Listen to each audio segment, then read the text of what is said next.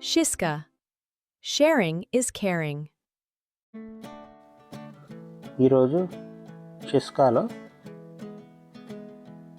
Meals అనే option చూద్దాం. So షిస్కాలో meals అంటే ఏంటంటే, ఎవరైతే ఇప్పుడు మన ఇంట్లో వండుతాం కాబట్టి మనం ముందే తెచ్చుకొని మార్నింగే వండేసి కస్టమర్స్ ఆర్డర్ వచ్చినంతకు వెయిట్ చేసి అది ఇవ్వకపోతే అది మన ఇంట్లో ఉండిపోయి వేస్ట్ అయిపోతుంది కదా, అలా చెయ్యం.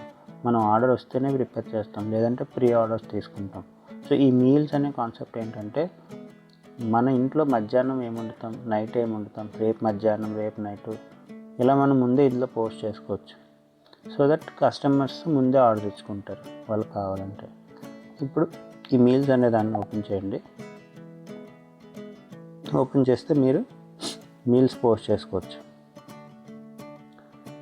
పోస్ట్ మీల్, ఇందులో మీరు మీల్కి ఒక ఫోటో ఇవ్వండి.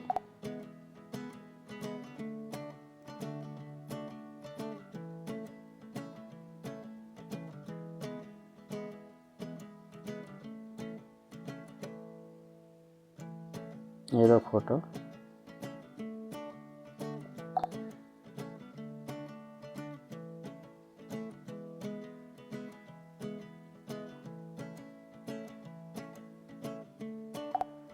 వెజ్ పులావ్ అని ఇచ్చాను, డిస్క్రిప్షన్ ఇవ్వండి.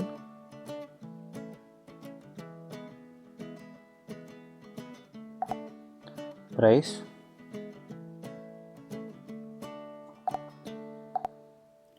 సో ఇది మీరు ఎప్పుడు వండుతున్నారు అనేది సెకండ్ పేజ్. సెకండ్ పేజ్లో ఏంటంటే, ఈరోజా రేపా డే ఆఫ్టర్ టుమారోనో లేదంటే పర్టికులర్ డేట్లో.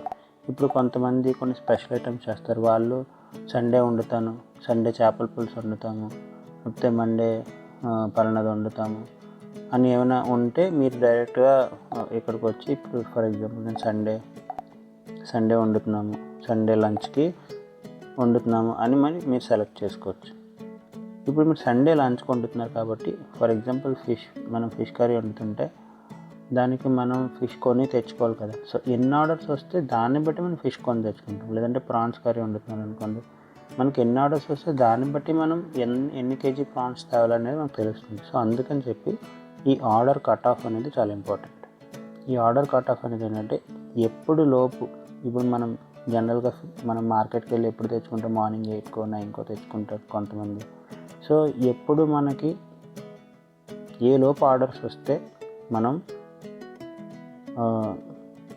ప్రిపేర్ చేయగలం అనేది ఇక్కడ సెలెక్ట్ చేయాలి. కట్ ఆఫ్ డేట్ నేను సండే పెట్టాను కదా, సాటర్డే సండే పెట్టాను కదా, సండే లంచ్. సో నేను సండే లేదంటే సాటర్డే నైట్ కల్లా నాకు తెలుసుకోవాలని నేను అనుకుంటే, Saturday night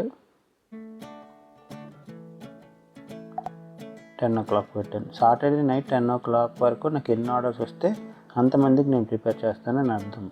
cut off time అంటే ఆర్డర్ కట్ ఆఫ్ టైం. అది సెలెక్ట్ చేసిన తర్వాత మనం ఇంట్లో వండుతున్నాం, మనం పెద్ద పెద్ద ఫంక్షన్స్ వండట్లేదు కాబట్టి మన ఇంట్లో మ్యాక్సిమం మన ఇంట్లో ఉన్న ఐటమ్స్తో ఒక 10 మందికి 20 మందికి వండగలం. సో ఎంతమందికి మీరు ఒక రోజు అంటే ఒక సండే మీరు ఏదో పెట్టినప్పుడు మ్యాక్సిమం ఎంతమందికి వండగలరు అనేది ఇక్కడ మెన్షన్ చేస్తాం. మా ఇంట్లో అయితే 10 మందికి మనం మ్యాక్సిమం వండగలం. సో అంటే 10 ఆర్డర్సే వస్తాయి, అందుకని ఎక్కువ రావు. మీకు ఇక్కడ ఏ నెంబర్ పెడితే ఈ ఐటెంకి అన్ని ఆర్డర్సే వస్తాయి ఆ రోజుకి. సో నేను మ్యాక్సిమం 10 మందికి వండగలిగితే మా ఇంట్లో ఉన్న సామాను బట్టి నాకు 10 portions అని మెన్షన్ చేస్తాను. నెక్స్ట్ ఇంకొకటి, ఇది మీరు ఒక్కసారే వండుతున్నారా, ప్రతి వారం వండుతారా, లేదంటే ప్రతి నెల పలానా రోజు వండుతారా అనేది కూడా మనం ఇక్కడ ఇచ్చుకోవచ్చు. ఇది వన్ టైం అంటే, ఫర్ ఎగ్జాంపుల్ ఈ సండే వరకు పోస్ట్ అవుతుంది. లేదు ప్రతి వారం వండుతానంటే, నేను ప్రతి వారం సండే లంచ్కి పెట్టుకుంటే ఎవ్రీ సండే పోస్ట్ అయిపోతుంది ఆటోమేటిక్గా.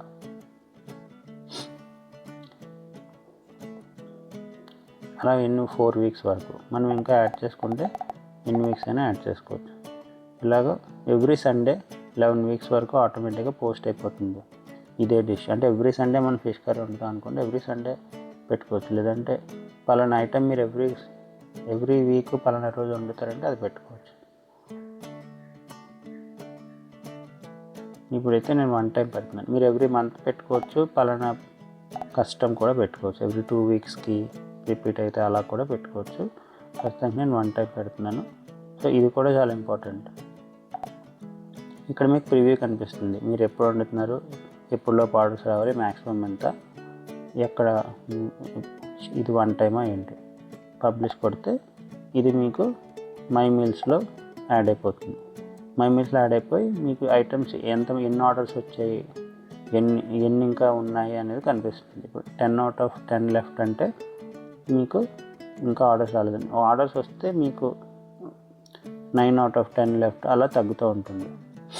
సో ఇప్పుడు ఈ యాడ్ చేసిన మీల్స్ని మనం కొన్ని ఆప్షన్స్ కూడా ఉన్నాయి ఇందులో. మీకు ఫర్ ఎగ్జాంపుల్ మీకు ఇది ఏదైనా ప్రాబ్లం వచ్చింది, అప్పుడు మీరు ఇన్యాక్టివ్ చేసుకోవచ్చు. ఇన్యాక్టివ్ చేస్తే ఎవరికి కనిపించదు ఈ మీల్ అనేది. మళ్ళీ మనం యాక్టివేట్ చేస్తే అప్పుడు మళ్ళీ ఇది అందరికీ కనిపిస్తుంది, అంటే కస్టమర్స్కి. నెక్స్ట్ ఈ మీల్ని మీరు షేర్ కూడా చేయొచ్చు,